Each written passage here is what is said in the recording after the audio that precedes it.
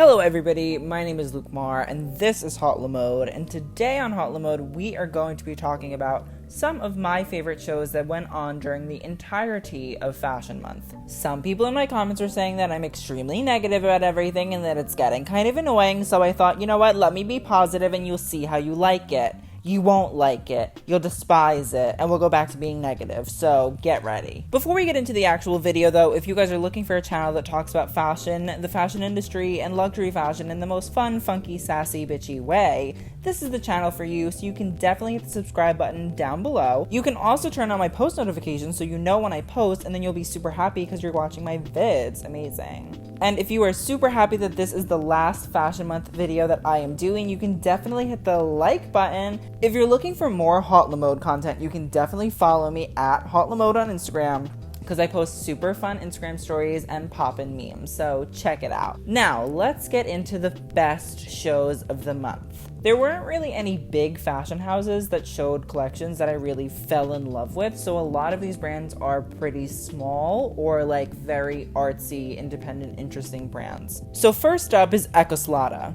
Eckhaus Latta seems to be one of the only New York brands to actually represent New York. The diversity of the show was splendid and so necessary, with art collector Theo Westrike Wagner and Paloma Elsesser creating some of the biggest and most memorable looks from the entirety of New York Fashion Week. It's hard not to recognize how Eckhaus Latta has cemented itself as the glue holding New York together. The beautifully muted leather pants and floaty sheer dress and top were simple and seemed to speak to a younger, carefree customer. Any and all knitted looks were splendid, creating shape yet remaining wearable, and that wool jacket that cinched the model's waist literally made my heart stop. The show proved Eckhaus has amazing design chops, and I think if they push their new line of denim, it will prove faithful for them both financially and socially. Next up, Sies Marjan. Sies Marjan was another New York staple. Originally, I felt it seemed like an ordinary, nothing special collection, but as I watched the way Sander Lack ombre dresses horizontally, I saw the brilliance of his collection. The clothing is mischievous, changing and transforming depending on the light. The twisted pleats on both tops and skirts created texture and dimension, and the angularly cut pieces felt new and playful. The fabrics were also quite diverse. From chic fur to leather and to mohair, it showed a luxurious range for a brand only in its 5th season. The tulle overlays were nicely done as well. Not the ones that binded the arms, but the subtle sheer panels. Also, the menswear is so good. Not your stale run-of-the-mill suits at all. Pajama suits in ombre and velour, just what 2000s me always needed. Overall, it's one of the only brands doing the Lord's work in keeping New York Fashion Week alive. So thank you and hallelujah, Sies Marjan. Next up, Richard Malone. Richard Malone was the initial show that brought me out of my New York Fashion Week slump.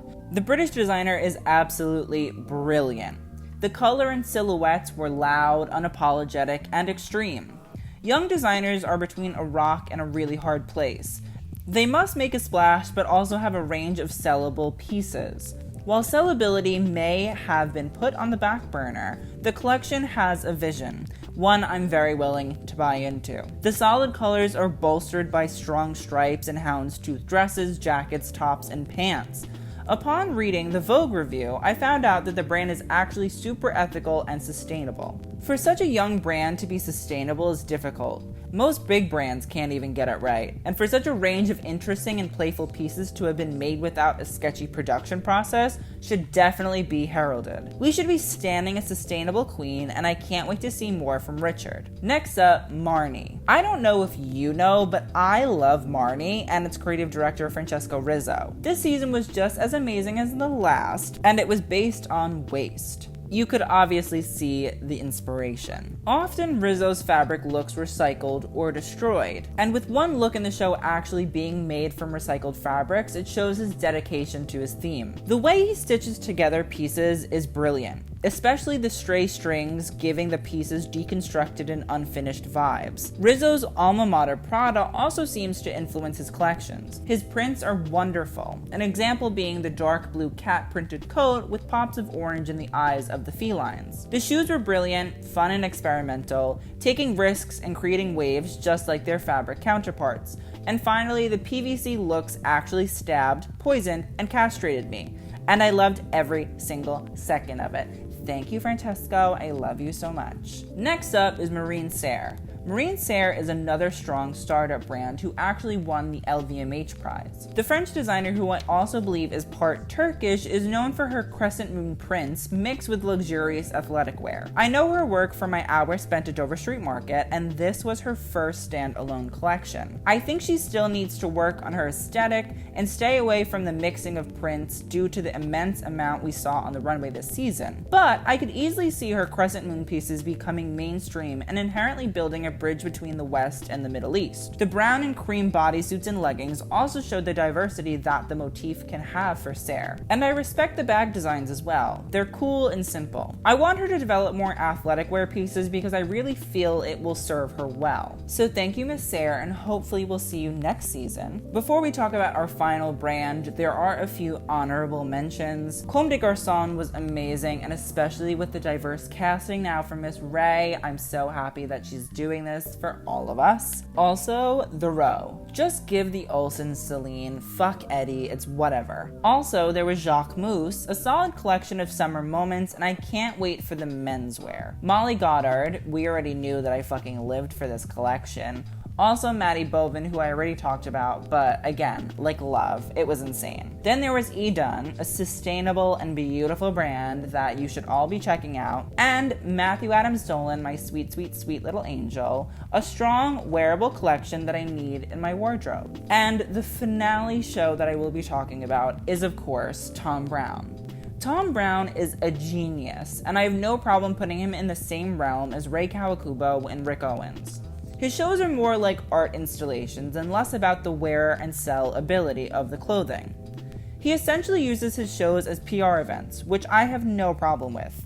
Nipped waists and padded hips were prevalent, and the show was based on the Rococo personal painter of Marie Antoinette, Vigée Lebrun. He played with garters again this season and heavily featured the female body, with boob skirts and a full dress with protruding breasts, and roses in place of a vagina. Obviously, you got your fierce corporate workwear, a staple of Tom's work, but it was mixed with extravagant furs, marble prints, and a mermaid dress I actually would kill to see walk in real life just once. While the collection is pretty unwearable, it's just a brilliant marketing strategy that gets every fashion person hot and bothered.